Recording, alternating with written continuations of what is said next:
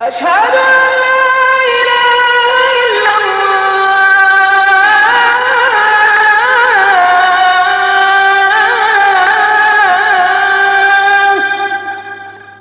أشهد أن محمدا رسول الله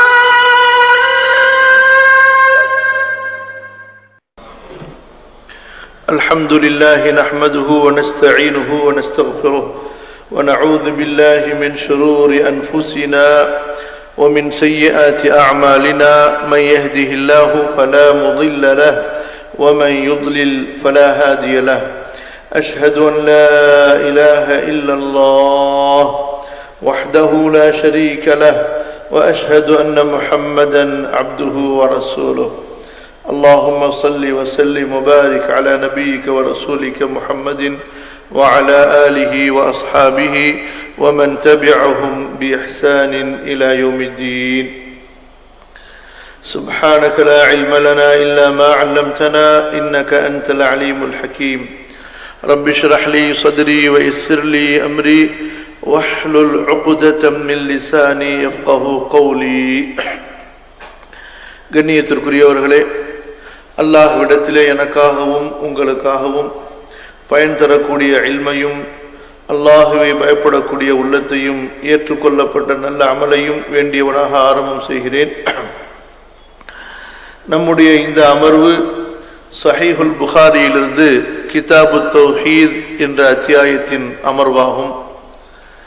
இமாம் புகாரி ரஹ்மத்துல்லாஹி அலைஹி அவர்கள் குர்ஆனிலிருந்தும் சுன்னாவிலிருந்தும் குறிப்பாக அல்லாஹ் சம்பந்தப்பட்ட விஷயங்களை, அல்லாஹுடைய சிஃபாத், அல்லாஹுடைய தாத், அல்லாஹுடைய பண்புகள், அவனுடைய உள்ளமை சம்பந்தப்பட்ட விஷயங்களை இந்த இடத்திலே நமக்கு தொகுத்து தந்திருக்கின்றார்கள். எதை அல்லாஹ் ரப்புல் ஆலமீன் கற்பித்தானோ, அல்லாஹுடைய தூதர் ஸல்லல்லாஹு அலைஹி வஸல்லம் அவர்கள் கற்பித்தார்களோ, கண்ணியத்திற்குரிய சஹாபாக்களும் தாபிஈன்களும் எந்த அடிப்படையிலே அல்லாஹுவை நம்பிக்கை கொண்டிருந்தார்களோ அந்த விஷயங்களைத்தான் இமாம் புகாரி ரஹ்மத்துல்லாஹி அலைஹி அவர்கள் இந்த அத்தியாயத்திலே நமக்கு போதிக்கின்றார்கள். இன்று அதனுடைய தொடர்ச்சியாக மிக முக்கியமான ஒரு பாடத்தை இமாம் புகாரி ரஹ்மத்துல்லாஹி அலைஹி நமக்கு முன்வைக்கிறார்கள். قال باب وكان عرشه على الماء وقوله تعالى وهو رب العرش العظيم. இன்னும் ஒரு சில வசனங்களை இமாம் புகாரி ரஹ்மத்துல்லாஹி அலைஹி அவர்கள் இந்த பாடத்திலே கொண்டு வருகிறார்கள். இந்த ரெண்டு வசனங்கள் குறிப்பாக வக்கான அர்ஷுஹு அலல் மா, சூரா ஹூதுடைய 7வது வசனம், சூரா ஹூத் 11வது அத்தியாயத்தினுடைய 7வது வசனம், வக்கான அர்ஷுஹு அலல் மா. அதுபோன்று வஹுவ ரப்புல் அர்ஷில் அஸீம், சூரா அத்-தௌபா 9வது அத்தியாயத்தின் 129வது வசனம். புரியுதுங்களா? அல்லாஹ் சுப்ஹானஹு வ தஆலா இந்த முதல் வசனத்திலே, சூரா ஹூதுடைய 7வது வசனத்திலே குறிப்பிடுகிறான், வகான அர்ஷுஹு அலல் மா, அல்லாஹுடைய அர்ஷ் தண்ணீருக்கு மேல் இருந்தது. அல்லாஹுடைய அர்ஷ் தண்ணீருக்கு மேல் இருந்தது. இரண்டாவது சூரா தௌபாவுடைய வசனத்திலே வஹுவ, அவன், ரப் இறைவன் அல்லது சொந்தக்காரன், உரிமையாளன், அல் அர்ஷ் அர்ஷுடைய, அல் அஸீம் மகத்தான, மகத்தான அல்லது மிகப்பெரிய அர்ஷுடைய இறைவன் அவன்தான். இந்த ரெண்டு வசனங்களை இமாம் புகாரி ரஹ்மத்துல்லாஹி அலைஹி முதலாவதாக குறிப்பிடுகிறார்கள். அடுத்து இன்னும் சில வசனங்களை சொல்கிறார்கள். சரி, அல்லாஹுவை நாம் புரிவதென்றால் அவனுடைய உள்ளமையை, அவனுடைய தாத்தை நம்மால் புரிய முடியாது. அவனுடைய தாத், உள்ளமையை நம்மால் புரிய முடியாது. அல்லாஹுவை நாம் அறிய வேண்டும் என்றால் அவனுடைய படைப்புகளை நாம் அறிய வேண்டும். அல்லாஹுவை நாம் புரிந்து கொள்ள வேண்டும் என்றால் அவனுடைய படைப்புகளை பற்றி நாம் சிந்திக்க வேண்டும்.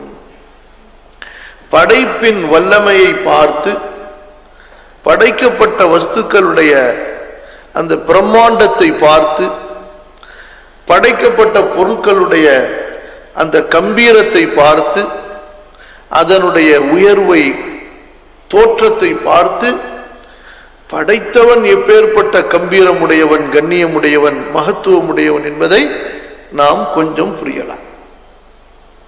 ஆகவேதான் அல்லாஹு தஆலா அவனுடைய படைப்புகளிலே சிந்திக்கும்படி நமக்கு அல் குர்ஆனிலே தோன்றுகிறான். அவனுடைய படைப்புகளில் பிரம்மாண்டமான படைப்பாகிய வானத்தை அல்லாஹு தஆலா திரும்ப திரும்ப நமக்கு சொல்கிறான். பூமியை சொல்கிறான், பெரிய பெரிய மலைகளை அல்லாஹ் குறிப்பிடுகிறான், காற்றை குறிப்பிடுகிறான், மேகத்தை குறிப்பிடுகிறான்.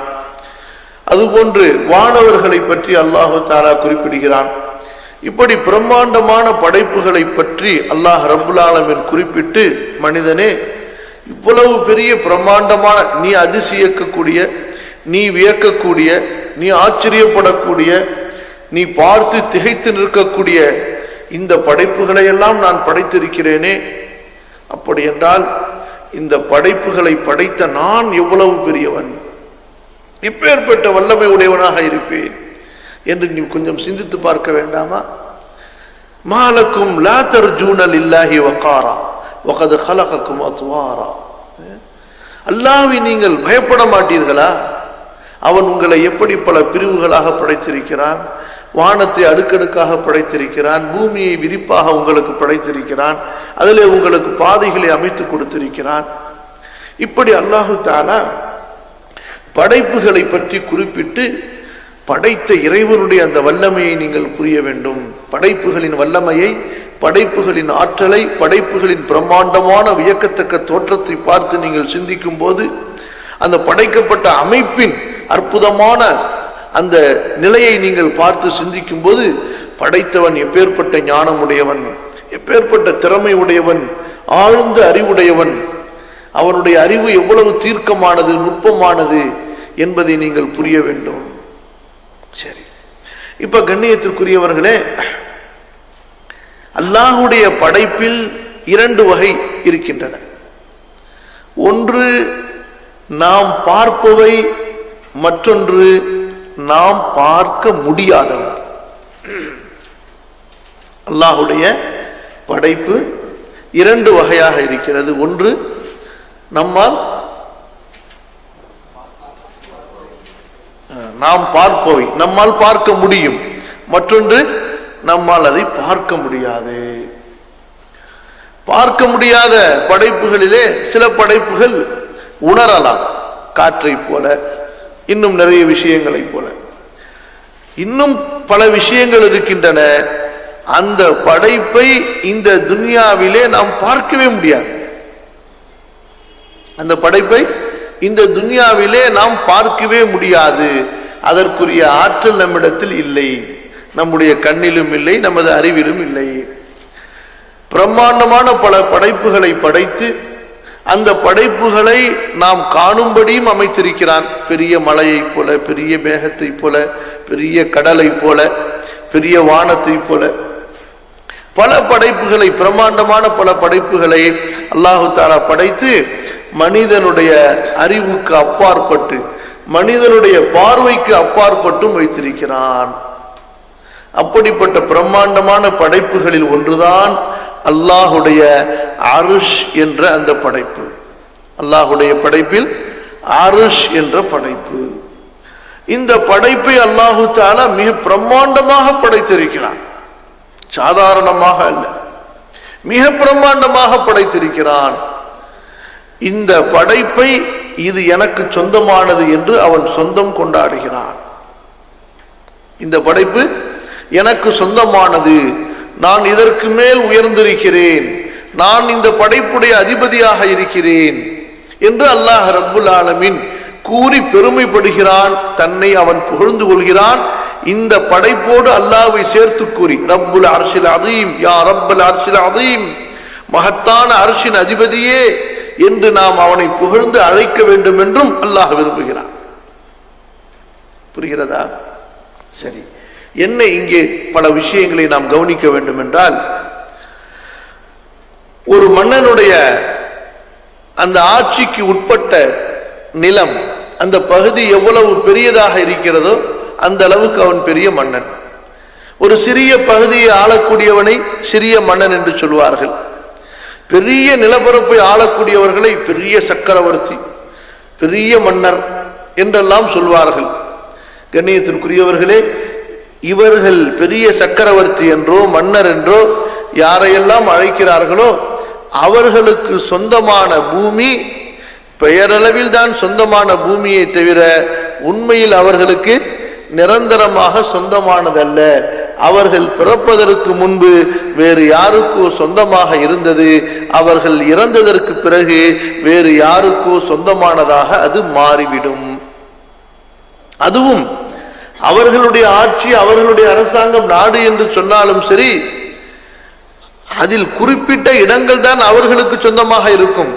அவர்களுடைய அரசாங்கத்துக்கு கீழே வாழக்கூடிய அந்த மக்கள், யாரை சாதாரண பிரஜைகள் என்று சொல்லப்படுமோ, அவர்கள் அந்த பூமியின் பல பகுதிகளுக்கு சொந்தக்காரர்களாக இருப்பார்கள்.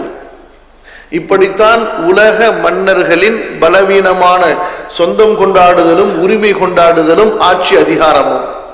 புரிகிறதா? ஆனால் கண்ணியத்திற்குரியவர்களே, அல்லாஹுடைய ஆட்சி அதிகாரம் என்பது அப்படிப்பட்டதல்ல. ரப்புடைய ஆட்சி, ரப்புடைய வல்லமை, ரப்புடைய அரசாங்கம் அப்படிப்பட்டதல்ல. இந்த ரப்புடைய அரசாங்கம் அவனுக்குத்தான் சொந்தமானது. காரணம், அவன்தான் இந்த அரசாங்கத்தை, இந்த படைப்புகளை இல்லாமையிலிருந்து உள்ளமைக்கு கொண்டு வந்தான், படைத்தான். அவன் எப்போது விரும்புகிறானோ படைக்கப்பட்ட அந்த படைப்புகளை அழிக்கவும் அவன் ஆற்றல் பெற்றவன். அந்த படைப்புகளை படைப்புகளில் சிலவற்றுக்கு அவன் சொந்தமாக்கி கொடுத்திருந்தாலும் அவன் விரும்பும் போது அவர்களிடமிருந்து பறிக்கவும் ஆற்றல் பெற்றவன்.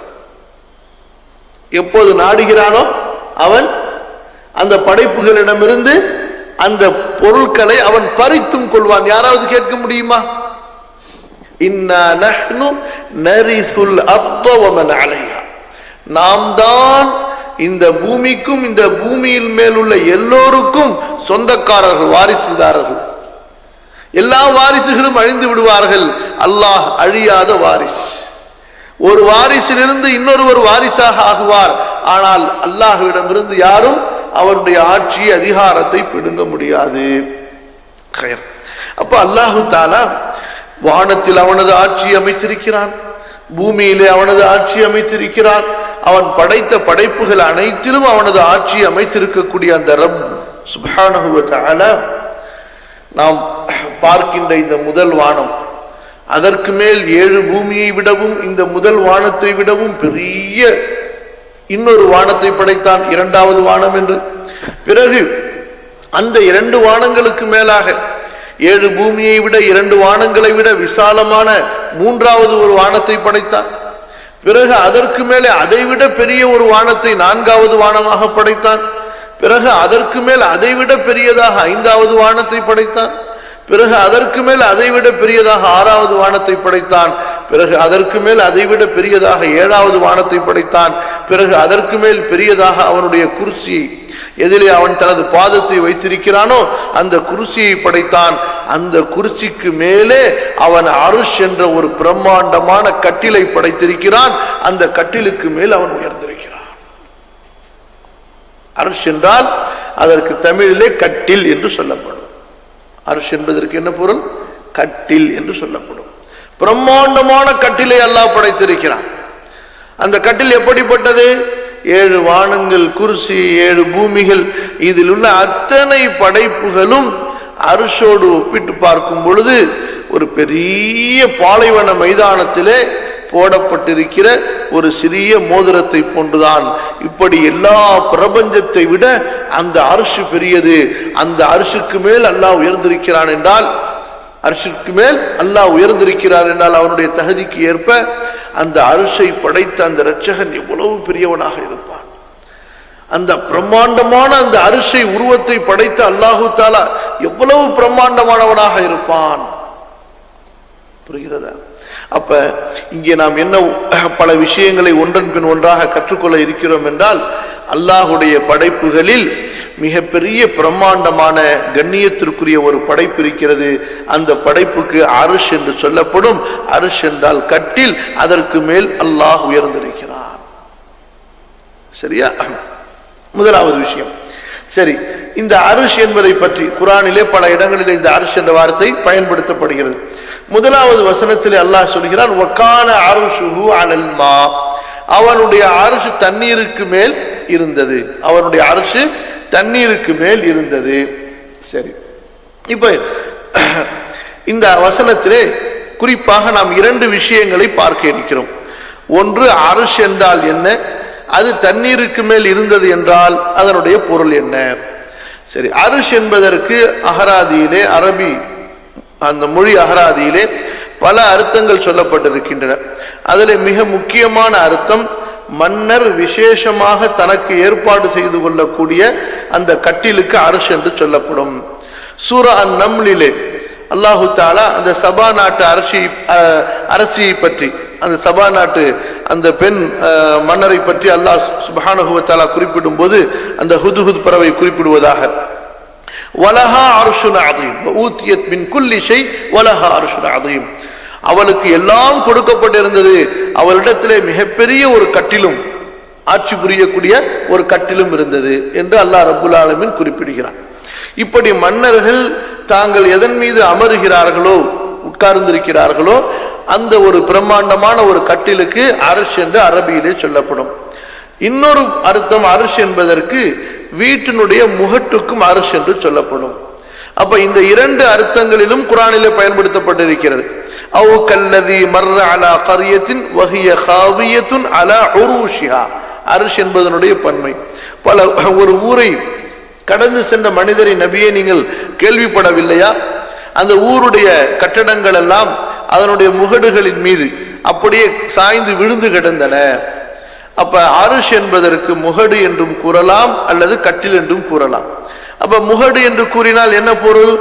அல்லாஹ் படைத்த எல்லா படைப்புகளுக்கும் அல்லாஹுடைய அந்த கட்டில் முகடாக இருக்கிறது. 7 வானங்கள் 7 பூமி, இப்படி எல்லா படைப்புகளுக்கும் அந்த அர்ஷ் முகடாக இருக்கிறது. அந்த அர்ஷ் அல்லாஹ்வுக்கு கட்டிலாக இருக்கிறது. அதற்கு மேல் அல்லாஹு தஆலா உயர்ந்திருக்கிறான். சரி, இப்ப வகான அர்ஷுஹு அலல் மா, சூரா ஹூதுடைய இந்த 7வது வசனத்திலே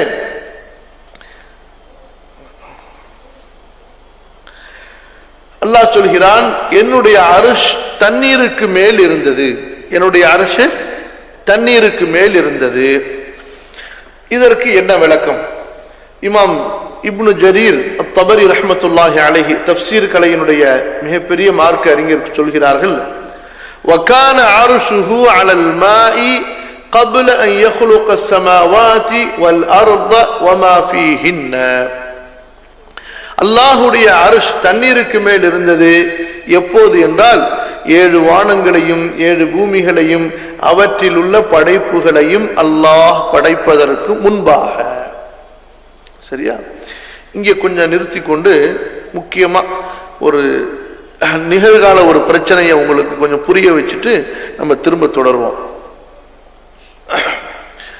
இன்று ஒரு சில மக்கள் குர்ஆன் தான் எங்களுக்கு மிகப்பெரிய ஒரு பாதுகாக்கப்பட்ட புத்தகம், அதை அடிப்படையாக வைத்து உரசி பார்த்துதான் நாங்கள் ஹதீஸுகளையே ஏற்றுக்கொள்வோம் என்று குர்ஆனுக்கு பெரிய முக்கியத்துவம் கொடுத்து ஹதீஸுகளில் வந்திருக்கக்கூடிய முரண்பாடுகளை எல்லாம் கண்டுபிடித்து அவற்றையெல்லாம் எடுத்து ஹதீஸுகளை பரிசுத்தப்படுத்தி நபியையும் மார்க்கத்தையும் பாதுகாப்பதை போன்று அல்லாஹ் பாதுகாக்கப்பான் அவர்கள் பேசிக் கொண்டிருக்கிறார்கள்.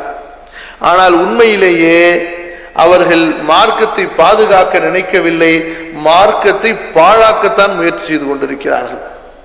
அவர்கள் மார்க்கத்தை புரிய வைக்க முயற்சி செய்யவில்லை, மார்க்கத்தை குழப்பத்தான் முயற்சி செய்து கொண்டிருக்கிறார்கள். சரியா? விஷயம் என்ன?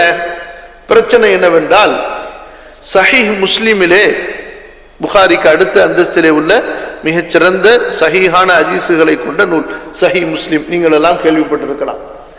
அந்த ஹதீஸ் நூலிலே அபூ ஹுரைரா ரலியல்லாஹு அன்ஹு அவர்கள் அறிவிப்பதாக ஒரு ஹதீஸ் வருகிறது. அல்லாஹு தஆலா இன்னென்ன படைப்பை இன்னென்ன நாளிலே படைத்தான் என்று ஞாயிற்றுக்கிழமையிலிருந்து என்ன ஆரம்பித்து சனிக்கிழமை வரை 7 நாட்களிலும் அல்லாஹ் ரப்புல் ஆலமீன் ஒரு படைப்பை படைத்ததாக அந்த ஹதீஸுடைய தொடர் வருகிறது. இப்போது இந்த ஹதீஸுகளை ஆய்வு செய்யக்கூடிய இந்த புதுமைவாதிகள் இவர்கள் என்ன சொல்கிறார்கள் பாருங்கள். நாங்கள் உங்களுக்கு சொன்னோமா இல்லையா? ஹதீஸுகளிலே சில சஹீஹான ஹதீஸ் நூல்களிலே பதிவு செய்யப்பட்டிருந்தாலும் கூட அது தவறாக பதிவு செய்யப்பட்டிருக்கிறது, தவறாக புரிந்து தவறாக பதிவு செய்யப்பட்டிருக்கிறது. அவற்றையெல்லாம் நீக்க வேண்டும். நீங்கள் குர்ஆனை பாருங்கள். குர்ஆனிலே அல்லாஹ் தஆலா இன்ன ரப்பக்குமுல்லாஹு அல்லதி ஹலக்கஸ் ஸமாவாதி வல் அர்த ஃபீ 6 அய்யாமின் 6 நாட்களிலே வானங்கள் பூமியை படைத்ததாக வந்திருக்கிறது. இந்த ஹதீஸிலே 7 நாட்கள் வந்திருக்கிறது. அப்ப குர்ஆனுக்கு ஹதீஸ் முரண்படுதா இல்லையா? இப்படிப்பட்ட ஹதீஸ் எல்லாம் தூக்குங்க. எப்படிப்பட்ட அறிவு இது? உங்களுக்கு இந்த ஹதீஸ் புரியவில்லை என்றால் புரிந்தவர்களிடத்திலே கேளுங்கள். அப்படியும் புரியவில்லை என்றால் நபி சொன்னார்கள் ஸல்லல்லாஹு அலைஹி வஸல்லம் என்று சஹீஹான அந்த அறிவிப்பு தொடரோடு உங்களுக்கு வந்திருக்குமே, ஆனால் நாங்கள் இதை கேட்டோம் நம்பிக்கை கொண்டோம் என்று சொல்லுங்கள். உங்களுடைய ஈமான் பாதுகாக்கப்பட்டுவிடும். அதை விட்டுவிட்டு அது அந்த ஆயத்தோடு முரண்படுகிறது, இந்த ஆயத்தோடு முரண்படுகிறது, எங்களுக்கு புரியவில்லையே என்று நீங்கள் மறுத்தால் உங்களுக்கு அல்லாஹ் கொடுத்திருக்க அறிவை கொண்டு நீங்கள் எதை புரிந்து கொள்ள முடியும்? அல்லாஹ் நாடிய அளவைத்தான் புரிந்து கொள்ள முடியுமே தவிர அதற்கு மேல் உங்களால் புரிந்து கொள்ள முடியாது. புரியாத விஷயங்கள் எல்லாம் மறுக்கப்பட வேண்டும் என்றால் அப்ப காஃபிர்களுடைய நிலைப்பாடும் சரிதான். புரியாத விஷயங்கள் எல்லாம் மறுக்கப்படுவதற்கு தகுதியானது என்றால் காஃபிர்கள் கேட்டார்கள், அஜஅலல் ஆலிஹத இலாஹன் வாஹிதா இன்ன ஹாதா லஷைஉன் உஜாப்.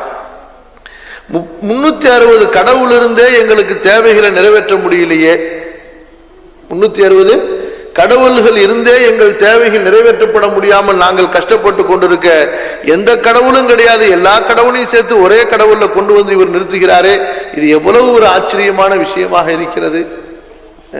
ஒரு பைத்தியக்கார மனிதரை பற்றி நாங்கள் உங்களுக்கு சொல்லவா? அவர் யார் தெரியுமா? மனிதன் மரணித்து மண்ணோடு மண்ணாக உக்கி போனதற்கு பிறகு மீண்டும் படைக்கப்படுவோம் என்று சொல்கிறாரே, எவ்வளவு ஒரு விசித்திரமான விஷயம். அவர்களது அறிவால் புரிய முடியவில்லை, சிந்திக்க முடியவில்லை. எனவே அவர்கள் ஆச்சரியப்பட்டு மறுத்தார்கள். அதே நிலைத்தான் உங்களது நிலையும். புரியாதவற்றை எல்லாம் மறுக்க வேண்டும் என்று சொன்னால் அப்ப காஃபிர்கள் எடுத்த நிலைப்பாடு சரி என்று சொல்ல வேண்டும். அல்லாஹ் பாதுகாப்பானாக. அப்படி யாராவது ஒரு முஸ்லீம் சொல்வானா? சொல்ல மாட்டான். சரி, இப்ப இந்த இடத்துல என்னவென்றால் அல்லாஹு தஆலா அவனுடைய படைப்புகளில் வானங்களையும் 7 பூமிகளையும் 6 நாட்களில் படைத்தேன் என்று சொல்கிறான். அவ்வளவுதான். இப்ப இந்த இடத்துல அல்லாஹ் ரப்புல் ஆலமீன் அரிஷை படைத்ததை பற்றி சொல்கிறானா? சொல்லவில்லை. அப்ப அரிஷை வேறொரு நாளிலே படைத்திருக்கிறான். குர்சியை பற்றி அல்லாஹ் சொல்கிறானா? அல்லாஹ் சொல்லவில்லை. அப்ப குர்சியை வேறொரு நாளிலே அல்லாஹ் படைத்திருக்கிறான். 7 வானங்களை அல்லாஹ் படைத்ததாக சொல்கிறான். அந்த 7 வானங்களிலே என்னென்ன படைப்புகளை வைக்க வேண்டும் என்பதை எப்போது படைத்தான் அதை பற்றி அல்லாஹ் இங்கே நமக்கு விவரித்திருக்கிறானா? அது இங்கே சொல்லப்படவில்லை. பூமியை படைத்தேன் என்றுதான் அல்லாஹ் சொல்கிறானே தவிர இந்த பூமியில் உள்ள எல்லா படைப்புகளும் அந்த 6 நாட்களுக்குள்ளாகவே படைக்கப்பட்டு விட்டனவா? இல்ல அதற்கு பின்பு அவன் தொடர்ச்சியாக பல விஷயங்களை படைக்கிறானா? சரி, இப்போ ஒரு குழந்தை பிறக்குது, இதுவும் அல்லாஹ் படைக்கிறதா இல்லையா? உலகத்தை அல்லாஹ் படைச்ச நாள்ல இருந்து இன்னைக்கு வரைக்கும் அல்லாஹ் குழந்தைகளை படைத்துக் கொண்டிருக்கிறான். வயஹ்லுகு மா யஷா, அவன் நாடிய படைப்புகளை எல்லாம் படைத்துக் கொண்டே இருப்பான். அப்ப இவர்கள் சொல்வது படி என்னவென்றால் 6 நாட்களுக்குள்ளார அல்லாஹ் படைக்க வேண்டியதெல்லாம் படைச்சுட்டான், இனிமே எதையும் அல்லாஹ் படைக்க போறது இல்லை என்ற இந்த கருத்து உண்மையாகுமா? யதார்த்தத்திற்கு உண்மையாகுமா? ஒவ்வொரு நாளும் அல்லாஹ் படைத்துக் கொண்டிருக்கிறான். இறங்கக்கூடிய மழையை அவன் தான் படைத்துக் கொண்டிருக்கிறான். ஒவ்வொரு நாளும் தாயின் கருவறையிலே குழந்தையை அல்லாஹ் படைத்துக் கொண்டிருக்கிறான். இப்படி ஏராளமான படைப்புகளை ஒவ்வொரு நாளும் அவன் படைத்துக் கொண்டிருக்க மொத்தம் 6 நாளுக்கு மேல அவன் எதையுமே படைக்கிறதே இல்லை. அப்படி வந்ததெல்லாம் முரணுன்னு சொன்னார். பெரிய குறுகிய ஒரு கீழ்த்தரமான சிந்தித்தல் இது, புரிதல் இது. அப்ப சஹீஹ் முஸ்லிமிலே வரக்கூடிய அந்த அறிவிப்பை நீங்கள் எடுத்து பார்த்தால் உங்களுக்கு நம்பர் சொல்றேன் இன்ஷா அல்லாஹ். அல்லாஹ் சுப்ஹானஹு வ தஆலாவுடைய அந்த பூமி என்ற இந்த படைப்பிலே, நாம் இருக்கக்கூடிய இந்த பூமியில பல பொருட்களை அல்லாஹ் படைத்திருக்கிறான். அந்த பொருட்கள் ஒவ்வொன்றும் என்னென்ன நாளிலே படைக்கப்பட்டிருக்கிறது? அது 7 நாட்களிலே.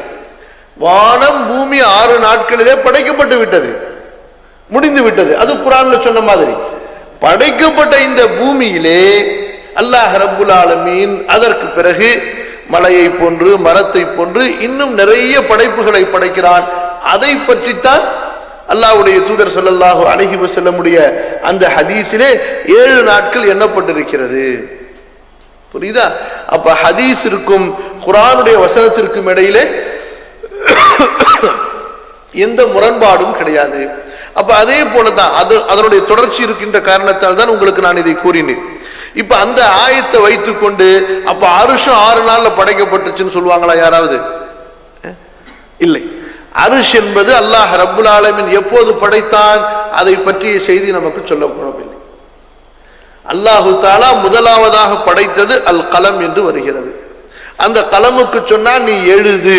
அந்த கலம் அல்லாஹ்விடத்தில் கேட்டது, யா அல்லாஹ் நான் எதை எழுத வேண்டும், எதெல்லாம் நிகழ வேண்டும் என்று இருக்கிறதோ அவற்றையெல்லாம் நீ எழுது என்று அல்லாஹ் கூறினான். அந்த கலமுக்கு அல்லாஹ் ரப்புல் ஆலமீன் அறிவு கொடுத்தான். அந்த கலம் அல்லாஹ்வுடைய இல்மு படி நாட்டப்படி எதெல்லாம் நடக்க வேண்டும் என்று இருந்ததோ அனைத்தையும் எழுதியது. இது ஒரு ஹதீஸ். அடுத்து படைப்புகளை பற்றி வரக்கூடிய ஹதீஸிலே அல்லாஹ்வுடைய அர்ஷை பற்றி வருகிறது. அதற்கு பிறகுதான் 7 வானங்கள் 7 பூமிகள் மற்ற விஷயங்களை பற்றி வருகிறது. ஆகவே ஒவ்வொரு ஹதீஸையும் தனித்தனியாக அதனுடைய இடத்தில் எடுத்துக்கொள்ள வேண்டுமே தவிர ஒரு ஹதீஸை வைத்துக்கொண்டு அப்ப இந்த ஹதீஸுக்கு என்ன பதில், அப்ப இந்த ஹதீஸை எப்படி புரிகிறது என்று ஒரு ஹதீஸை இன்னொரு ஹதீஸோட தேவையில்லாமல் சேர்த்து இணைத்து குழம்பக்கூடாது. புரியுதா? இப்ப உதாரணத்துக்கு இந்த குழப்பங்கிறது எப்படின்னு சொன்னா, ஒருத்தர் சொல்றார், நான் அப்துல்லாவை பின்னாடி நௌஷாத் பாய் உட்கார்ந்துருக்கிறான்னு வச்சுங்களேன், நான் நௌஷாத் பாய பாரிஸ் கார்னர்ல பார்த்தேங்கிறாரு. இவர் சொல்றாரு நான் நௌஷாத் பாய சென்ட்ரல்ல பார்த்தேங்கிறாரு. நௌஷாத் பாய சென்ட்ரல்ல பார்த்தேங்கிறாரு. இப்போ ஒருத்தர் இவர் நௌஷாத் பாய சென்ட்ரல்ல பார்த்தேங்கிறாரு, இவர் நௌஷாத் பாய பாரிஸ் கார்னர்ல பார்த்தேங்கிறாரு. எதியா உண்மை அப்படின்னு கேட்டா அது சிறுபிள்ளைத்தனம். நீ நௌஷாத் பாய எப்ப பாரிஸ் கார்னர்ல பார்த்த? நீ நௌஷாத் பாய சென்ட்ரல்ல எப்ப பார்த்த? நௌஷாத் பாய சென்ட்ரல்ல 6 மணிக்கு பார்த்தாரு, இவர் பாரிஸ் கார்னர்ல நௌஷாத் பாய 7 மணிக்கு பார்த்தாரு. முரண்பாடா இருக்கு. சென்ட்ரல்ல இருந்தவர் பாரிஸ் கார்னருக்கு வந்துட்டார். புரியுதா உங்களுக்கு நான் சொல்றது? புரியல? அப்ப ஒரு விஷயத்தின் ஆழத்தையும் அதனுடைய பின்னணியையும் புரியும் பொழுது குழப்பங்கள் நீங்கும். அப்படி இல்லை என்றால் வெறும் வார்த்தையை எடுத்துக்கொண்டு சண்டை போட்டுக் கொண்டு இருக்க வேண்டியதுதான், ஒருவரை பொய்ப்பித்துக் கொண்டு இருக்க வேண்டியதுதான். உண்மை எதுவென்று தெரியாது. இந்த மாதிரி உங்களுடைய அன்றாட வாழ்க்கையில நூற்றுக்கணக்கான செய்திகளை நீங்கள் பார்க்கலாம். நீங்கள் ஒன்றை மறுப்பீர்கள், இன்னொருவர் ஒரு விஷயத்தை உறுதி செய்வார். கடைசியில் 2 பேரும் விளக்கம் கேட்டு பேசும் பொழுது, அதுவா நான் அதை சொன்னேன், நான் அப்ப சொன்னேன், நேத்து உள்ளதை சொன்னேன். இவர் சொல்வார் நான் இப்ப உள்ளதை சொல்றேன் பாரு, முடிஞ்சு போச்சு. அப்ப அதே போலதான் அல்லாஹ்வுடைய குர்ஆன்ல ஹதீஸ்ல அல்லாஹ்வுடைய படைப்புகளை பற்றி வருகிறது. குர்ஆன் என்பது நமக்கு ஒரு பாட புத்தகம் கிடையாது. ஒரு பாடத்துல மனிதர்கள் அமைக்கக்கூடிய பாடத்துல எப்படி இருக்கும்? பொதுவா மனிதர்கள் எழுதக்கூடிய பாடத்துல முதலாவது இது, இரண்டாவது இது, மூன்றாவது இது, நான்காவது இது, ஐந்தாவது இது, முடிவுரை இது என்று மனிதர்கள் அமைக்கக்கூடிய பாடத்திட்டங்கள் இருக்கும். அல்லாஹ் ரப்புல் ஆலமீன் குர்ஆனை நமக்கு நாம் படிப்பினை பெறுவதற்கு உள்ள ஒரு இறைவேதமாக இறக்கி இருக்கிறான். மொத்தத்துல இந்தந்த விஷயங்களை நம்ம விளங்கணும். நாளைக்கு மறுமையில போகும்போதுதான் முழுமையான அறிவை அல்லாஹ் கொடுக்க இருக்கிறான். அப்போதுதான் அல்லாஹ் படைத்த பிரபஞ்ச உண்மைகளை எல்லாம் நாம் புரிய போகிறோம். பல உண்மைகளை அல்லாஹு தஆலா நபிமார்களுக்கு இந்த பூமியிலே புரிய வைத்திருக்கிறான். وَكَذَلِكَ نُرِي إِبْرَاهِيمَ مَلَكُوتَ السَّمَاوَاتِ وَالْأَرْضِ وَلِيَكُونَ مِنَ الْمُوقِنِينَ. இப்ராஹிமுக்கு வானங்கள் பூமியினுடைய பேர் அத்தாட்சிகளை, பேர் அரசாங்கத்தை நாம் காண்பித்து கொடுத்தோம். وَتِلْكَ حُجَّتُنَا آتَيْنَاهَا إِبْرَاهِيمَ. இப்ராஹிமுக்கு நம் புறத்திலிருந்து பெரிய ஆதாரங்களை கற்றுக் கொடுத்திருக்கிறோம். இப்படி அல்லாஹ் நபிமார்கள் சில பேருக்கு புரிய வைத்திருப்பான். நம்மளை போல சாதாரண மனிதர்களுக்கு அல்லாஹ் இப்படி சொல்லி இருக்கிறான் என்று ஒவ்வொன்றையும் அதனுடைய இடத்துல புரிஞ்சுக்கிட்டா போதும். இப்ப உதாரணத்துக்கு நாளைக்கு மறுமையில் நடக்க போகக்கூடிய அந்த நிகழ்வுகளை பற்றி அல்லாஹ் சொல்வதாக ஹதீஸ்ல வருது. முதல் கேள்வி தொழுகையை பற்றி இருக்கும் என்பதாக. இன்னொரு ஹதீஸ்ல வருது, முதலாக அல்லாஹ் ரப்புல் ஆலமீன் தீர்ப்பு செய்வதே மனிதர்கள் தங்களுக்கு மத்தியிலே செய்து கொண்ட அநியாயங்களை பற்றி, ஒருவர் செய்த கொலையை பற்றி, அவர்களுடைய உயிர் விஷயத்திலே முதல் விசாரணை இருக்கும் என்பதாக வருகிறது. இப்படி பல விஷயங்கள் முதல் என்று வருகிறது. அப்ப அதனால இந்த ஹதீசுகளுக்கு இடையில முரண்பாடு என்று விளங்கிக் கொள்வதா? இல்லை. அப்ப ஒரு சிலரை கவனித்து அது முதலாவதாக இருக்கும், ஒரு சில சூழ்நிலைகளை கவனித்து அது முதலாவதாக இருக்கும் என்றுதான் நாம் புரிந்து கொள்ள வேண்டுமே தவிர இந்த ஹதீசுகளுக்கு இடையில முரண்பாடு என்று நாம் சொல்லக்கூடாது. அப்ப அந்த அடிப்படையில தான் அல்லாஹ் ரப்புல் ஆலமீன் குர்ஆன்ல வானங்கள் பூமி படைத்ததை பற்றி அல்லாஹ் சொல்லி இருக்கிறான். பொதுவா படைத்ததை பற்றி, அரிசி படைத்ததை பற்றி அல்லாஹ் சொல்லி இருக்கிறானா? அரிசி படைத்ததை பற்றி எந்த அளவு சொல்லி இருக்கிறான்? வக்கான அர்ஷுஹு அலல் மா, அவன் என்னுடைய அரிசி தண்ணீருக்கு மேல் இருந்தது, அவ்வளவுதான். அப்ப அல்லாஹ் ரப்புல் ஆலமீன் எந்த படைப்புகள், பூமியில உள்ள வானம், பூமி, சூரியன், சந்திரன், உள்ளார உள்ளது, வெளியே உள்ளது, எல்லாவற்றையும் படைக்கிறதுக்கு முன்னாடியே அல்லாஹ் கலம படைச்சிருந்தான், அரிச படைச்சிருந்தான், அந்த அரிசுக்கு மேலே அவன் உயர்ந்திருந்தான். இதை நாம் நம்ப வேண்டும். சரியா? அடுத்து இந்த அரிஷ் என்பது தண்ணீருக்கு மேல் இருந்தது. வகான அர்ஷுஹு அலல் மாஇ, தண்ணீருக்கு மேல் இருந்தது. இப்ப பாருங்க, கதாதா ரஹிமஹுல்லாஹ் அவர்கள் அறிவிக்கின்றார்கள், யுனப்பிஉக்கும் ரப்புக்கும் தபாரக வ தஆலா, உங்களது இறைவன் அவன் உங்களுக்கு செய்தி சொல்கிறான். கைஃப கான பது ஹல்கிஹி قبل ان يخلق السماوات والارض, வானங்கள் பூமியை படைப்பதற்கு முன்பு அவனுடைய படைப்பின் தொடக்கம் எப்படி இருந்தது என்பதை உங்களது ரப்பு தபாரக வ தஆலா இந்த வசனத்திலே சொல்லி காட்டுகின்றான். அதாவது சூரா ஹூதுடைய 7வது வசனத்திலே சொல்லி காட்டுகின்றான். அவன் அர்ஷுக்கு மேல் இருந்த, அது தண்ணீருக்கு மேல் இருந்த அர்ஷிற்கு மேலே அல்லாஹ் இருந்தான் என்று, தண்ணீருக்கு மேலே அவனுடைய அர்ஷ் இருந்தது என்று.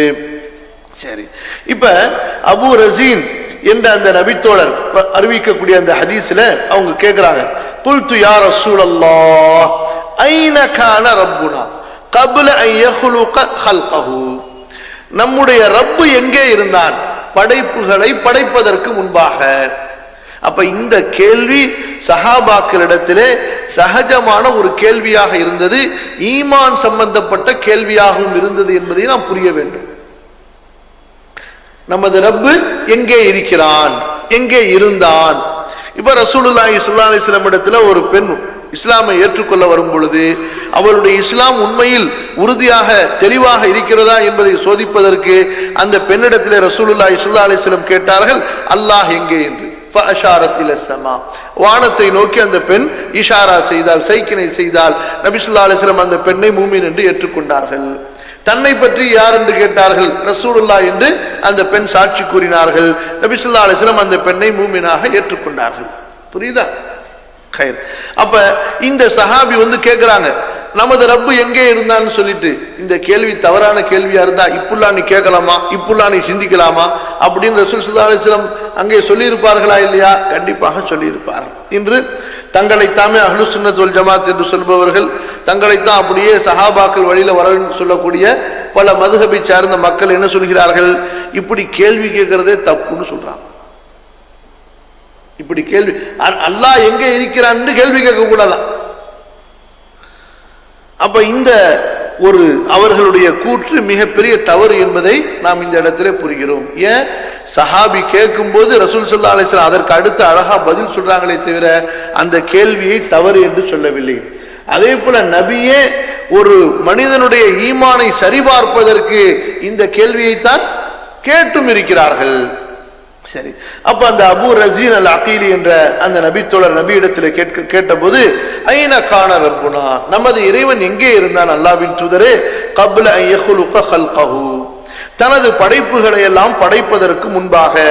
நபி ஸல்லல்லாஹு அலைஹி வஸல்லம் சொன்னார்கள், கான ஃபீ அமாஇன், கான ஃபீ அமாஇன். இந்த வார்த்தையை நல்ல பதிய வைத்துக் கொள்ளுங்க, ரொம்ப முக்கியமான வார்த்தை. ஃபீ அமாஇன், ஐன் மீம் அலிஃப் கடைசியில ஹம்சா, கான ஃபீ அமாஇன். இன்னொரு பதம் இருக்கிறது அமா, இந்த அமா என்று வரும் பாருங்க, குருடன் என்று வரும் அல்லவா, அதிலிருந்து வரக்கூடியது அமா. இது அமா மத்தோட சேர்த்து. அவன் அமாவிலே இருந்தான். மா ஃபௌகஹு ஹவாஉன் வமா தஹ்தஹு ஹவாஉன். அந்த அமாவுக்கு மேலும் காற்று இல்லை, அமாவுக்கு கீழும் காற்று இருந்ததில்லை. ثم خلق عرشه على الماء. பிறகு தனது அர்ஷை அவன் தண்ணீருக்கு மேல் படைத்தான். சரியா? அப்ப நான் இங்க உங்களுக்கு ஹதீஸ்ல அமா என்பதற்கு இன்னும் அர்த்தம் சொல்லல. சரி, தொடருவோம். وفي روايه قلت يا رسول الله اين كان ربنا قبل ان يخلق السماوات والارض. இன்னொரு அறிவிப்பில், இதே அபூ ரஸீனுடைய அறிவிப்பில், வானங்களையும் பூமியையும் படைப்பதற்கு முன்பு அல்லாஹ் எங்கே இருந்தான் என்று கேட்கப்படுகிறது. முதல் கேள்வியில எப்படி வருகிறது? அதாவது வெறும் கப்லா யஹ்லுக ஹல்கஹு, தனது படைப்புகளை படைப்பதற்கு முன்பு அல்லாஹ் எங்கே இருந்தான் என்று. இந்த அறிவிப்புல வானங்களையும் பூமியையும் படைப்பதற்கு முன்பு அல்லாஹ் எங்கே இருந்தான் என்று. அப்ப இதிலிருந்து என்ன தெரிகிறது? வானங்கள் பூமி படைக்கப்பட்ட செய்தி என்பது வேறு. இது போக இன்னும் அல்லாஹ் எவ்வளவோ படைப்புகளை படைத்திருக்கிறான். அதில் சிலவற்றை அல்லாஹ் நமக்கு சொல்லி இருக்கிறான். குர்சியை அல்லாஹ் சொல்லி இருக்கிறான், அர்ஷை அல்லாஹ் சொல்லி இருக்கிறான், இன்னும் சில விஷயங்களை சொல்லி இருக்கிறான். அப்ப இன்னும் எத்தனையோ படைப்புகளை அல்லாஹ் படைத்திருக்கலாம். அல்லாஹ்வுடைய இல்மிலே உள்ளது. அதான் இதற்கு மேல அல்லாஹ் எதையும் படைக்கவே இல்லை என்று நாம் நமது குறுகிய அறிவை கொண்டு மறுக்க கூடாது, நிராகரிக்க கூடாது. சரி, இப்னு அப்பாஸ் ரலியல்லாஹு அன்ஹு அவர்களிடத்திலிருந்து நமக்கு அறிவிக்கப்படுகிறது. இதற்கு முன்பு சொன்ன அபூ ரஸீனுடைய அறிவிப்பு முஸ்னத் அஹ்மதிலே வருகிறது, திருமதியிலும் வருகிறது. இப்போ சொல்லப்படக்கூடிய இந்த ஹதீஸ், அதாவது இப்னு அப்பாஸ் ரலியல்லாஹு அன்ஹு அவர்கள் மூலமாக வரக்கூடிய இந்த அறிவிப்பு தபரியிலே பதிவு செய்யப்பட்ட ஒன்று. வகான அர்ஷுஹு அலல் மா. இப்னு அப்பாஸ் இடத்திலே கேட்கப்பட்டது ரலியல்லாஹு அன்ஹு, அல்லாஹ்வுடைய அர்ஷ் தண்ணீருக்கு மேல் இருந்தது என்று சொல்கிறீர்களே, அலா ஐயி ஷைஇன் கானல் மா, தண்ணீர் எதற்கு மேல் இருந்தது? இப்னு அப்பாஸ் பதில் சொன்னார்கள், அலா மதனிர் ரீஹி, காற்றுடைய முதுகுக்கு மேல் தண்ணீர் இருந்ததாக. அதே போல திருமதியிலே இன்னொரு அறிவிப்பு வருகிறது. அபூ ரஸீன் அவர்கள் அறிவிக்கக்கூடிய ஹதீஸ், قال قلت يا رسول الله, அல்லாஹ்வின் தூதரே, ஐன கான ரப்புனா قبل ان يخلق خلقه, தனது படைப்புகளை படைப்பதற்கு முன்பு அல்லாஹ் எங்கே இருந்தான்? قال كان في عما, அவன் அமாவில இருந்தான். அதற்கு கீழும் காற்று கிடையாது, அதற்கு மேலும் காற்று கிடையாது. பிறகு தனது அர்ஷை தண்ணீரின் மேல் படைத்தான். சரியா? சரி, இப்ப இந்த அமா என்பதை நாம் இப்ப கொஞ்சம் தெளிவா பார்க்க இருக்கிறோம். சில பேர் அமா என்றால் அதாவது லைஸ மஅஹு ஷைஉன், அதனோட வேற எதுவுமே கிடையாது, அப்படிப்பட்ட ஒரு பொருள் என்று சொல்கிறார்கள். ஆனா பெரும்பாலும் நாம் அதாவது அரபி மொழியினுடைய லுகாவை தேடும் பொழுது அமா என்பது வெள்ளை நிறமான ஒரு மேகத்திற்கு சொல்லப்படுகிறது. அமா என்பது வெள்ளை நிறமான ஒரு மேகத்திற்கு சொல்லப்படுகிறது. அப்ப அந்த அர்த்தத்துல தான் இந்த இடத்துல அமா என்பது பயன்படுத்தப்பட்டிருக்கிறது. ஆனா அந்த வெள்ளை நிறமான மேகம் என்பது அது எப்பேற்பட்டது, எப்படிப்பட்டது, அல்லாஹ் எப்படி அதை படைத்திருந்திருப்பான் என்பதை பற்றி நமக்கு சிந்திப்பதற்கு அறிவில்லை. அதை பற்றி விளக்கமும் நமக்கு இல்லை. குர்ஆன்ல நீங்க பார்த்தீர்கள் என்றால் சூரா பக்ரால 210வது வசனத்துல ஹல் யன்துரூன இல்லா அன் யஅதியஹுமுல்லாஹு ஃபீ ظுலலின் மினல் கமாம், வெள்ளை மேகத்தின் நிழலிலே அல்லாஹ் வருவதை தவிர அவர்கள் வேறு ஒன்றை எதிர்பார்த்திருக்கிறார்களா? ஏனென்றால் முஷ்ரிக்குகள் எல்லாம் ரசூல் ஸல்லல்லாஹு அலைஹி வஸல்லம் இடத்துல அடிக்கடி பேசும் பொழுது எதுக்கு எடுத்தாலும் நீங்க அல்லாஹ்வை கொண்டு வாங்க, நாங்க அல்லாஹ்வை பார்க்கணும் அப்படின்னு சொல்லி பேசிக்கொண்டார்கள்.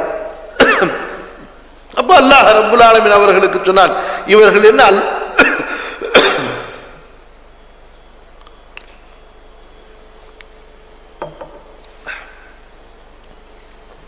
அல்லாஹ்வின் வருகையை எதிர்பார்த்து கொண்டிருக்கிறார்களா? அப்ப அல்லாஹ் வந்து விட்டான் என்றால் காரியம் முடிக்கப்பட்டு விடும். அதுக்கு பிறகு இனி இவர்கள் ஈமான் கொண்டு எந்த பிரயோஜனமும் கிடையாது. அப்ப இந்த இடத்துல கமாம் என்ற வார்த்தை நமக்கு அறியப்பட்ட ஒன்று.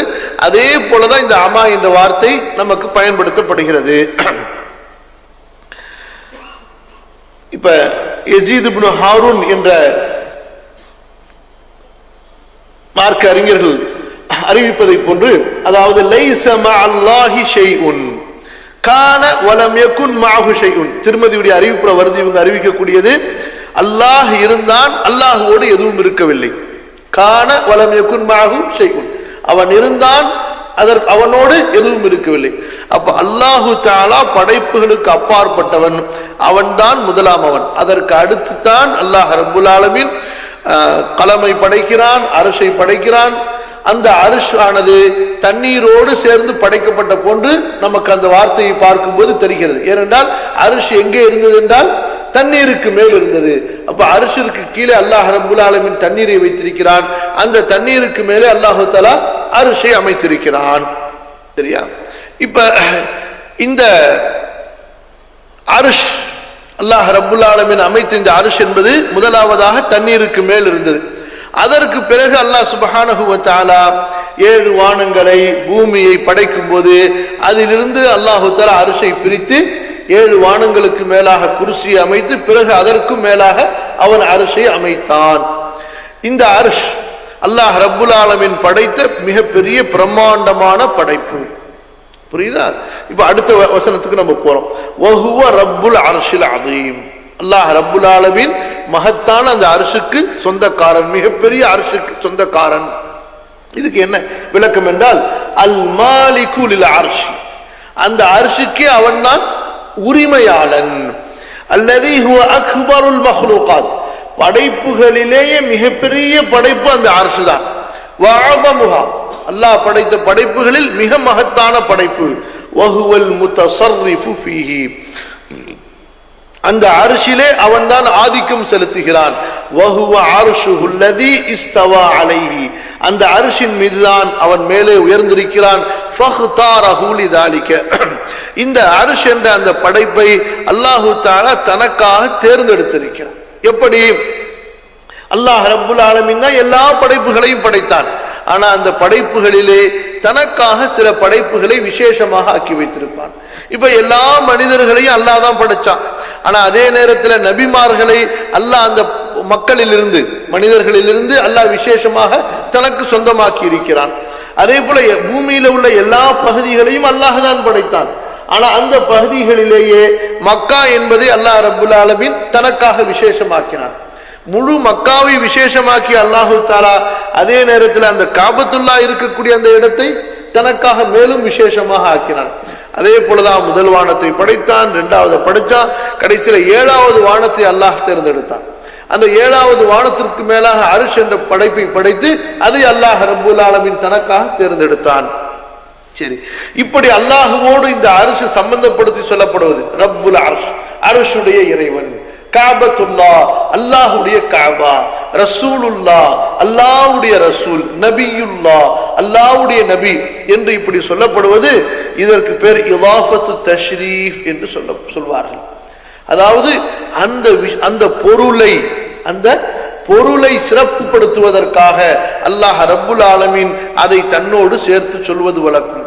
ஃபகால லஹும் ரசூலுல்லாஹி நாகத்தல்லாஹி வ சுக்யாஹா, அல்லாஹ்வுடைய தூதர் அந்த மக்களுக்கு சொன்னார்கள், அல்லாஹ்வுடைய ஒட்டகத்தை நீங்கள் பேணிக் கொள்ளுங்கள். நாகத்தல்லாஹ், அல்லாஹ்வுடைய ஒட்டகம். அப்ப நாக்கா என்பது, ஒட்டகம் என்பது அல்லாஹ் படைச்ச ஒரு சாதாரண ஐவாய் மிருகம். ஆனா அதில் அந்த ஒட்டகங்களிலேயே தனது அத்தாட்சியாக ஒரு ஒட்டகத்தை அல்லாஹ் இறக்கினானே, அல்லாஹ் அனுப்பினானே, அந்த ஒட்டகத்தை பற்றி சொல்லும் பொழுது நாக்கத்தல்லாஹ், அல்லாஹ்வுடைய ஒட்டகம் என்று சிறப்பிப்பதற்காக, அந்த ஒட்டகத்தை சிறப்பிப்பதற்காக அல்லாஹ் சொல்கிறான். அப்ப இங்கே நமக்கு என்ன புரிய வேண்டும் என்று சொன்னால், இந்த அரிஷ் என்பது மிகப்பெரிய பிரம்மாண்டமான ஒரு படைப்பு. அந்த படைப்பு மாதிரி வேறொரு படைப்பே இல்லை. அப்ப அதையே அல்லாஹ் சொந்தம் கொண்டாடி இருக்கிறான், அதையே தனது கட்டுப்பாட்டுக்குள் வைத்திருக்கிறான், அதிலே அவன் விரும்பியபடி ஆட்சி செலுத்துகிறான் என்றால், அப்ப அதுக்கு கீழே உள்ள சும்மா மற்ற படைப்புகள் எல்லாம் ஏமாத்திரம். அரிஷையே அவன் ஆட்சி செலுத்தி, ஆதிக்கம் செலுத்தி, அதன் மேல் அவன் உயர்ந்து அதை கட்டுப்பாட்டுக்குள் வைத்திருக்கிறான் என்றால், மற்ற படைப்புகளோ அரிஷை விட மிக மிக சின்னது. மொத்த 7 வானம் 7 பூமியே அரிசில போய் போட்டா, அந்த 7 வானங்களும் 7 பூமியும் ஒரு பெரிய பாலைவனத்திலே போடப்பட்ட ஒரு சிறிய மோதிரம்னு சொன்னா, அதுல இந்த முதல் பூமியை கொண்டு போய் எங்க வைக்கிறது? அந்த முதல் பூமியில நம்மள மாதிரி மக்கள் எல்லாம் எங்க கொண்டு போய் வைக்கிறது? புரியுதா இல்லையா? இப்போ உங்களுடைய அறிவியல் கணக்குல நிறைய கணக்கு வந்துருச்சு. என்னமோ மைக்ரோங்கிறாங்க, அதுங்கிறாங்க, இதுங்கிறாங்க, இக்கினிங்கிறாங்க, அதையே என்னென்னமோ எத்தனையோ ஒரு செல்லையே எத்தனையோ இதா பிரிக்கிற மாதிரி அப்படிலாம் பிரிச்சு பார்த்தா கூட கணக்கே வராது. அந்த டிஜிட்டலே போட முடியாது.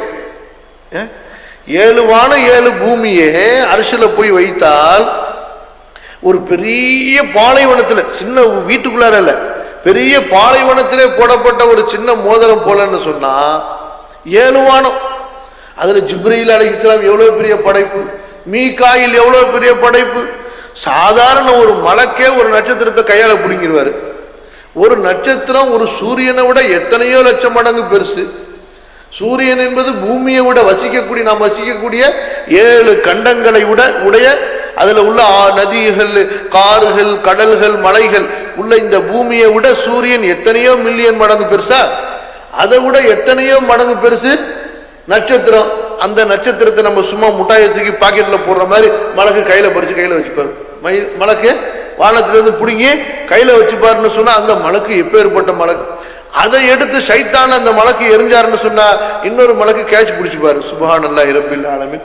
அப்ப அவர் எவ்வளவு பெரிய ஆளா இருப்பாரு. இப்படி பிரம்மாண்டமான மலக்குகள்லாம் இருக்க, இப்ப அந்த மலக்குல இருந்து கணக்கு பண்ணி பார்த்தா நம்ம எவ்வளவு பெருசு? நம்மெல்லாம் ஒரு படைப்புன்னு கணக்குல வருவோமா? நினைச்சு பார்த்தா யோசிச்சு பாருங்க. இப்ப அரிஷோட சம்பந்தப்படுத்தி பாருங்க. சுப்ஹானல்லாஹி ரப்பில் ஆலமீன். இப்பேற்பட்ட பிரம்மாண்டமான படைப்புகளை படைச்ச அல்லாஹ் என்னையும் படைத்திருக்கிறானே, எனது ரப்பு என்று நான் சொல்வதற்கு எனக்கு நாவை கொடுத்தானே, அவனை வணங்குவதற்கு எனக்கு அறிவை கொடுத்தானே. கொஞ்சம் யோசிச்சு பாருங்க, இப்பேற்பட்ட உயர்ந்த ரப்பை நாம் சொந்தம் கொண்டாடி கொண்டிருக்கிறோம். அப்ப இதுதான் அல்லாஹ் ரப்புல் ஆலமீன் நமக்கு புரிய வைக்கிறான். இப்னு ஜரீர் ரஹ்மத்துல்லாஹி அலைஹி சொல்கிறார்கள், தபரி வ இன்னமா அனா பிவஸ்ஃபிஹி ஜல்ல ஸனாஉஹு, அல்லாஹ் தஆலா ஏன் ரப்புல் அர்ஷில் அதீம் என்று கூறுகிறான் என்றால், அல் ஹபர் அன் ஜமீஇ மா தூனஹு அன்னஹும் அபீதுஹு, ரப்புல் அர்ஷில் அதீம் மகத்தான அர்ஷுக்கு அதிபதி என்று அல்லாஹ் சொல்வதை கொண்டு அரிஷே எனக்கு அடிமை என்றால் அதற்கு கீழுள்ள எல்லா படைப்புகளும் எனக்கு அடிமைதானே. அரிஷே எனது கட்டுப்பாட்டில், வசுல்தானிஹி எனது ராஜாங்கத்தில் இருக்கிறது என்றால் எல்லா படைப்புகளும் எனது கட்டுப்பாட்டிலும் எனது அரசாங்கத்திலும் தானே இருக்கிறது. லிஅன்னல் அர்ஷ இன்னமா யகூனு லில் முலூக், அர்ஷ் என்பது அரசர்களுக்கு உள்ளது, கட்டல்கள் ராஜாக்களுக்கு உள்ளது. ஃபவஸஃப நஃப்ஸஹு பிஅன்னஹு துல் அர்ஷ். அப்ப அல்லாஹுவுக்கும் ஒரு கட்டில் இருக்கிறது. அந்த கட்டில் ஏனைய உலக ராஜாக்களுடைய கட்டிலை போன்று கிடையாது. உலக ராஜாக்களுடைய கட்டில் எவ்வளவு பெருசா இருக்கும்?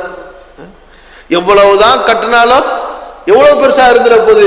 ஆனா அல்லாஹ் தனக்காக வேண்டி ஏற்படுத்திய அந்த கட்டில் என்பது எல்லா படைப்புகளையும் சூழ்ந்து கொள்ளக்கூடிய அளவுக்கு பிரம்மாண்டமானது.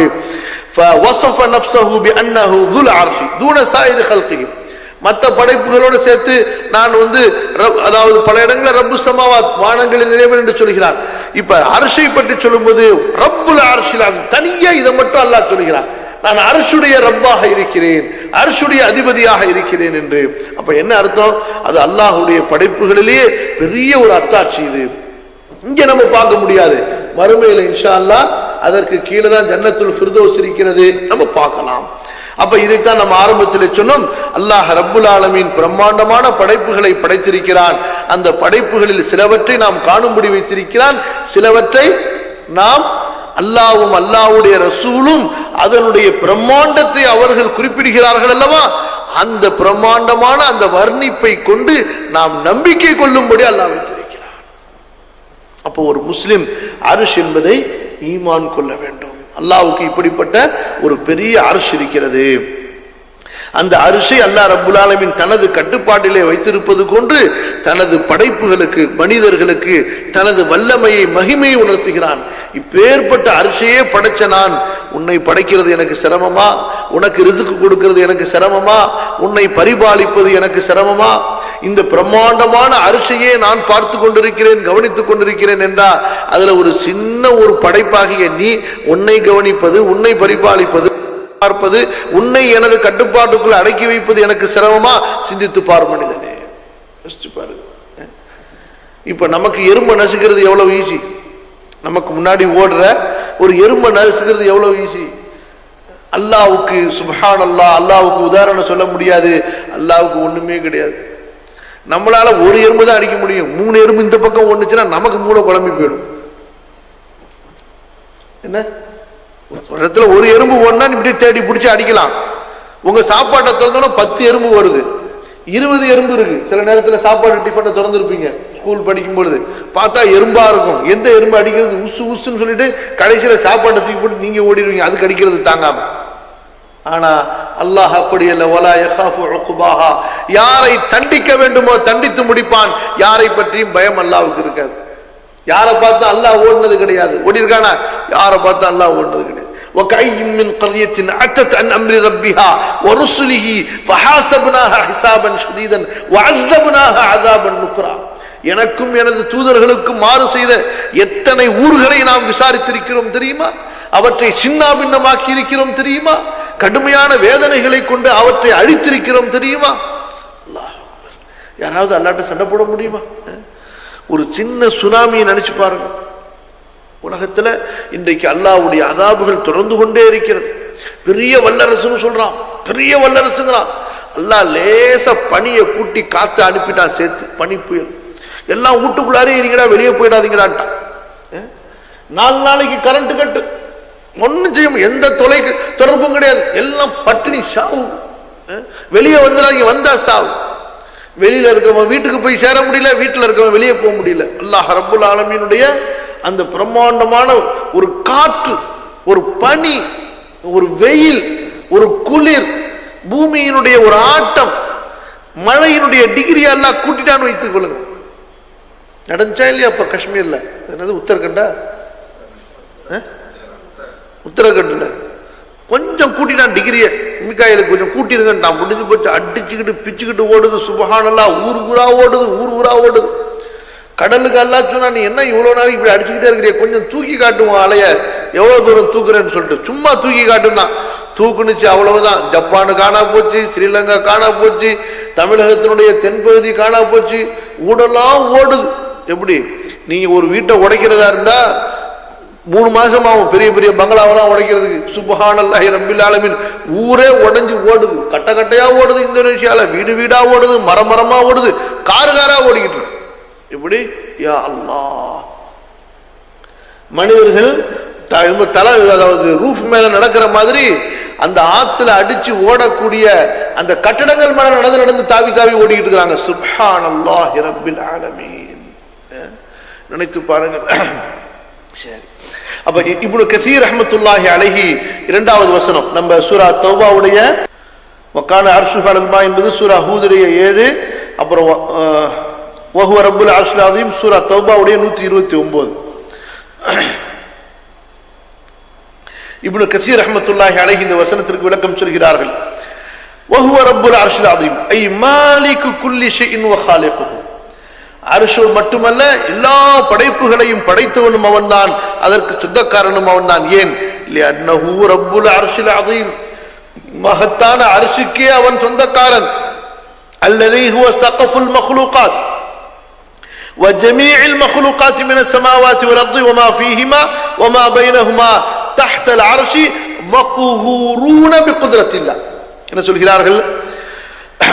அல்லாஹு தஆலா அந்த அர்ஷுடைய இரட்சகனாக இருக்கிறான். இந்த அர்ஷ் என்பதுதான் எல்லா படைப்புகளுக்கும் முகடாக இருக்கிறது. இப்ப வானம் நமக்கு முகடா இருக்கா இல்லையா?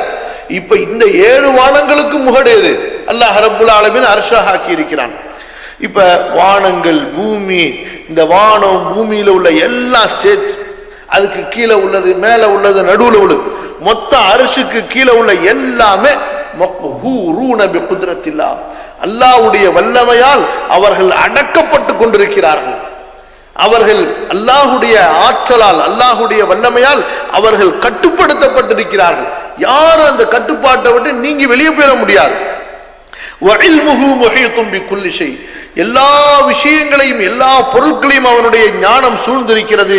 வகத்ருஹு நாஃபிதுன் ஃபி வகதருஹு நாஃபிதுன் ஃபி குல்லி ஷைஇன், அவன் எழுதிய விதி எல்லா பொருட்களுக்கும் பொதுவானது, எல்லா பொருட்களிலும் செல்லுபடியாகக்கூடியது.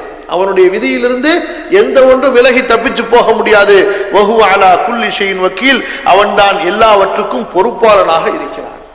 அப்ப அல்லாஹ் சுப்ஹானஹு வ தஆலா தன்னை அர்ஷுடைய அதிபதி, அர்ஷுடைய இறைவன், அர்ஷுக்கு சொந்தக்காரன் என்று சொல்கிறான். இதை நாம் ஈமான் கொள்ள வேண்டும். இதை நாம் ஈமான் கொள்ள வேண்டும். அர்ஷ் என்பது என்ன? அல்லாஹ் படைத்த ஒரு பிரம்மாண்டமான ஒரு கட்டில்.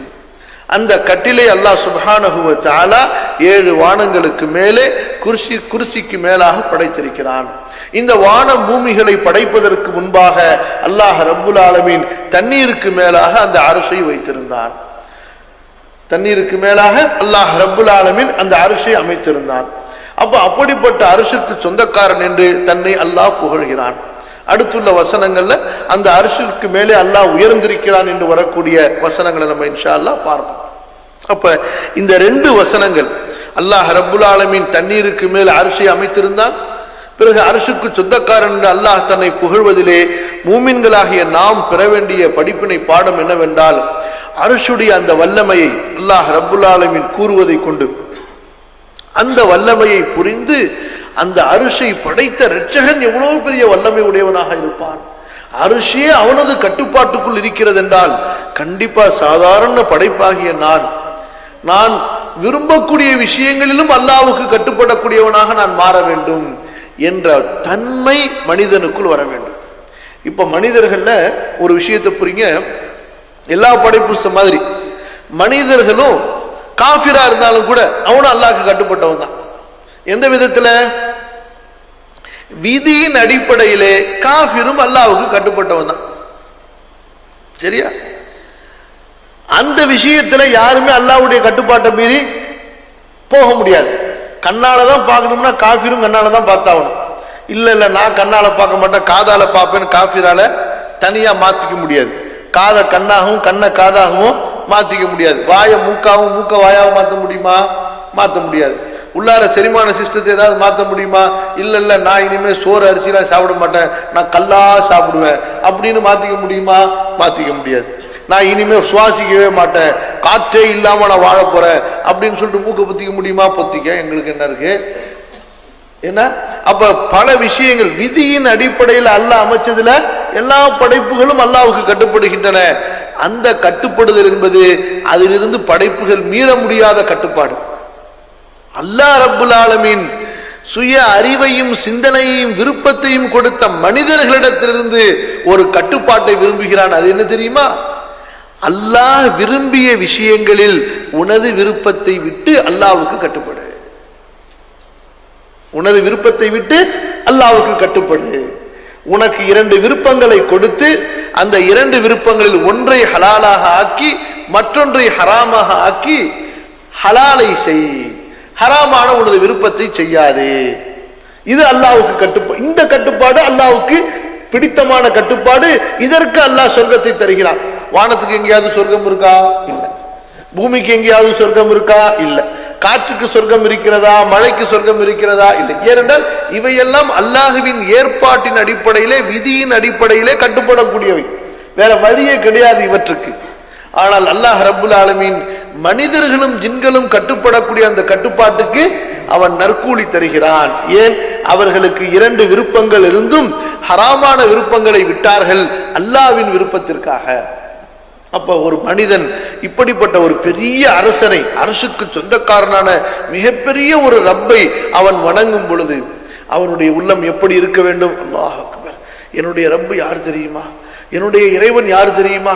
என்னுடைய எஜமானன் யார் தெரியுமா? அவனிடத்துல பெரிய அரசு இருக்கு, பெரிய அரசு இருக்கு. அந்த அரசே அவனுடைய கட்டுப்பாட்டில் இருக்கு, அவனுடைய சொந்தத்தில் இருக்கு. அந்த அரசை பரிபாலிப்பதோ அந்த அரசை கண்காணிப்பதோ அல்லாஹ்வுக்கு சிரமம் இல்லை. அப்ப அதற்கு கீழுள்ள 7 வானங்கள் 7 பூமி, அதுல ஒரு சின்ன ஒரு படைப்பாகிய நான், எல்லாம் அல்லாஹ்வுக்கு சொந்தம். அப்ப அல்லாஹ் ரப்புல் ஆலமீனால் என்னை பரிபாலிப்பதோ நான் கேட்டதை எனக்கு கொடுப்பதோ எனக்கு சிரமமானதல்ல. அவ்வளவு அரசுக்கு மேலே உயர்ந்திருக்கக்கூடிய அல்லாஹ் அவ்வளவு பெரிய கண்ணியம் உள்ளவன்.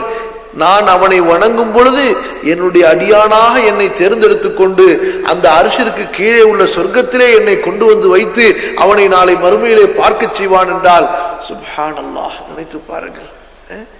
இந்த ஒரு எண்ணத்தை அல்லாஹ் ரப்புல் ஆலமீன் அடியானிடத்திலே விரும்புகிறார். நபி ஸல்லல்லாஹு அலைஹி வஸல்லம் சொன்னார்கள், நீங்கள் கேட்டால் அல்லாஹ்விடத்திலே ஃபிர்தௌஸை கேளுங்கள். ஏன்? அந்த ஃபிர்தௌஸ் அல்லாஹ்வுடைய அர்ஷுக்கு கீழே இருக்கிறது. புரியுதா? இங்கே நமக்கு என்ன விஷயத்தை நாம் பார்க்கிறோம்? தௌஹீதுடைய இல்மை ரசூலுல்லாஹி ஸல்லல்லாஹு அலைஹி வஸல்லம் போதிக்கிறார்கள், அல்லாஹ் போதிக்கிறான். அல்லாஹ்வை வணங்கும் பொழுது அவனுடைய மகத்துவத்தோடு வணங்குங்கள், அவனுடைய வல்லமையின் உணர்வுகளோடு வணங்குங்கள். சும்மா போய் தக்பீர் கட்டி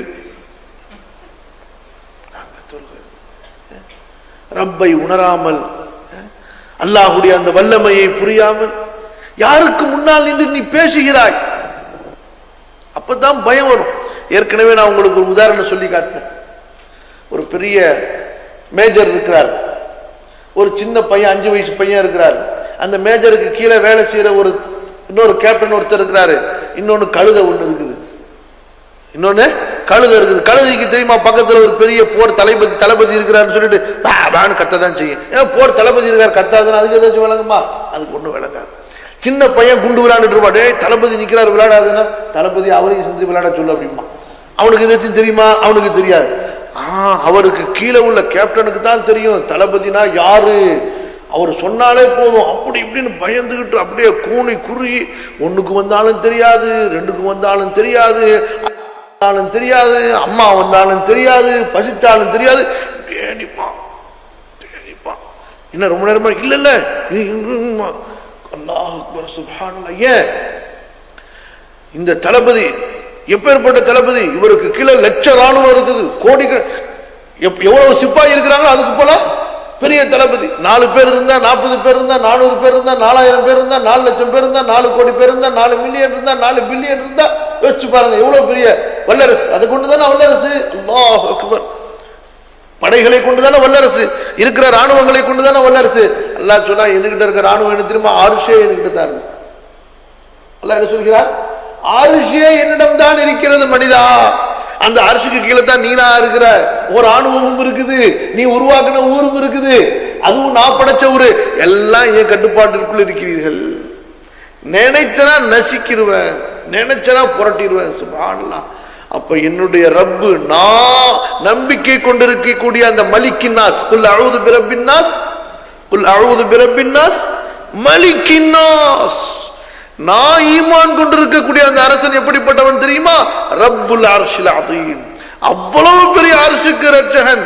இனி மோடி வந்தான்னா, மோடியுடைய அப்பம் வந்தானா எல்லாத்தையும் நசுக்க அல்லாஹ் போதுமானவன். நீ ஒழுங்கா மூமினா இருந்தா நீ அவளை பயந்துகிட்டே இருக்க வேண்டியதான். இன்னைக்கு மோடி வருவான், நாளைக்கு கேடி வருவான், நாளைக்கு போடி வருவான், இப்படி போய்கிட்டே இருக்க வேண்டியதான். முடியாதது.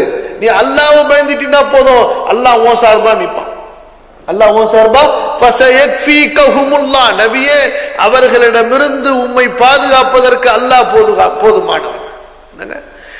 நம்மளை திருத்தி நம்ம இடத்துல நம்ம சரியாகி விட்டோம் என்றால் ஈமானைய அமலையும் நம்முடைய தர்பியாவை, அதுக்கப்புறம் எப்படி மோடியை அடிக்கணுமோ அல்லது மோடியுடைய அத்தாவை அடிக்கணுமோ அல்லாஹ் போதுமானவன். இல்ல அல்லாஹ் என்னன்னா மோடிக்கே ஹிதாயத்தை கொடுத்து முஸ்லீம் ஆகலாம். ஆக முடியுமா? முடியாதா? சுப்ஹானல்லாஹி ரப்பில் ஆலமீன். அபூ சுஃபியானுக்கு அல்லாஹ் ரப்புல் ஆலமீன் ஹிதாயத்து கொடுத்துட்டான். யாருக்கு? ஹிந்துக்கு அல்லாஹ் ரப்புல் ஆலமீன் ஹிதாயத்து கொடுத்தான். காலித் இப்னு வலீதுக்கு அல்லாஹ் ஹிதாயத்து கொடுத்தான். ஓட ஓட விரட்டி கொலை செஞ்சு இவர்களெல்லாம் கொன்னு சித்திரவதை செய்யாம நான் திரும்பி வர மாட்டேன்னு சொன்ன அம்ர் இப்னு ஆஸ் ஓடுன்னு ஓடினாரு. ஹபஷா வரைக்கும் ஓடி மரண தூண்டி விட்டாரு. இந்த முஸ்லீம் பாய்கெல்லாம் சும்மா விட்டாத, கொன்னு குபிச்சு போட்டுரு அப்படின்னு சொல்லிட்டு போனாரு. அவர் முஸ்லீம் ஆயிட்டார், அம்ர் முஸ்லீம் ஆகிவிட்டார். அல்லாஹ் நாடு என்ன செய்வான்? நம்ம எப்படி இருக்கோங்கிறது இன்னைக்கு நம்ம சிந்திச்சு பார்க்கறதுக்கு தயார் கிடையாது. அவன் என்ன செய்ய போறான், இவன் என்ன செய்ய போறான், இவன் வந்துட்டான், அவன் வந்துட்டான், மண்டையை போட்டு பிச்சுக்கிட்டே இருக்கீங்க. அல்லாஹ் அக்பர். அப்ப கண்ணியத்திற்குரியவர்களே, இந்த விஷயத்துல, இந்த பாடத்துல நம்ம ரப்புல் அர்ஷில் அதீம் என்று படித்தோம் அல்லவா? அல்லாஹ்வுடைய அந்த மகத்துவத்தை உணர வேண்டும். ஒரு விஷயம், அல்லாஹ் ரப்புல் ஆலமீனுக்கு அர்ஷ் என்ற படைப்பு இருக்கிறது. அர்ஷ் என்பது கட்டில், அது உண்மை. அதுக்கு மாற்று அர்த்தம் பண்ணிடக்கூடாது. அது அல்லாஹ்க்கு என்னங்க கட்டில் இருக்கு, அப்ப ராஜா மாதிரியா? எதுக்கு உனக்கு இந்த வேலை? அல்லாஹ் தனக்கு கட்டில் இருக்குன்னா கட்டில் நம்பிட்டு போயிடு. அடுத்து அல்லாஹ்வுடைய விஷயம் நமக்கு ஒரு அர்ஷுக்கு மேலே அல்லாஹ் உயர்ந்திருக்கிறான், அதையும் நம்ம நம்பணும். அப்ப அந்த அர்ஷை நம்பும் பொழுது நமது ஈமான் உறுதி பெறுகிறது. அல்லாஹுவின் மீது நமக்கு மகத்துவம், அல்லாஹ்வுடைய கண்ணியம் நமது உள்ளத்திலே வருகிறது. அல்லாஹ் சுப்ஹானஹு வ தஆலா நம்முடைய ஈமானை சரி செய்வானாக, பலப்படுத்துவானாக. நம்முடைய அமல்களை அல்லாஹ் சீர்திருத்தம் செய்வானாக. முஸ்லிம்களை அல்லாஹ் ரப்புல் ஆலமீன் அவனுடைய வேதத்தின் பக்கமும் அவனுடைய நபியின் சுன்னாவின் பக்கமும் திருப்புவானாக. அஸ்தக்ஃபிருல்லாஹல் அஸீம் லீ வ லக்கும் ஃபஸ்தக்ஃபிரூஹு இன்னஹு ஹுவல் கஃபூர்.